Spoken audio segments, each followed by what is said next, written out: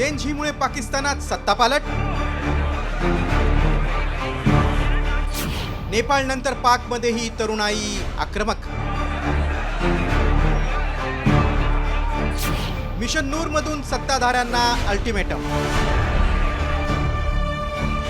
पाकमधील या तरुणानं पाकिस्तानमधील सर्व प्रांतातल्या लोकांना 20 सप्टेंबरला अजान देण्याचं आवाहन केलंय. अशा आवाहनाचे अनेक व्हिडिओ पाकच्या सोशल मीडियावर धुमाकूळ घालतायत. तरुणाई रस्त्यावर उतरली, आक्रमक झाली तर काय होतं हे नेपाळच्या निमित्तानं संपूर्ण जगानं पाहिलंय. आता पाकिस्तानातही याचीच पुनरावृत्ती होण्याची शक्यता आहे. पंतप्रधान शहबाज शरीफ आणि लष्कर प्रमुख असीम मुनीर यांच्या विरोधात 8 कोटी झेनझी आक्रमक झाले. त्यासाठी त्यांनी मिशन नूर सुरू केलंय. सत्ताधाऱ्यांना थेट 6 दिवसांचा अल्टिमेटम दिलाय.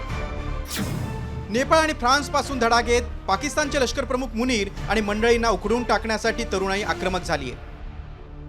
पाकिस्तानमध्ये क्रूर शासक असल्याचा आरोप करत सोशल मीडियावर एक मोहीम सुरू केली आहे, ज्याला मिशन नूर असं नाव देण्यात आलंय.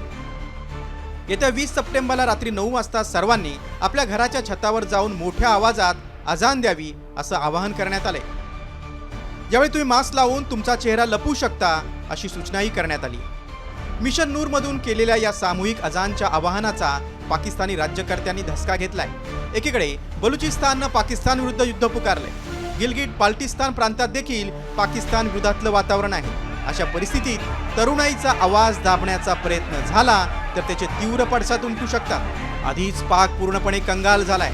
सरकार आणि लष्कर प्रमुख मुनीरच्या कारस्थानांना जनता कंटाळली आहे. त्यामुळे तिथल्या तरुणाईचा असंतोष कधी आणि कुठल्या स्वरूपात बाहेर येईल आणि पाकिस्तानची किती शकलं होतील हे पाहणं महत्त्वाचं आहे.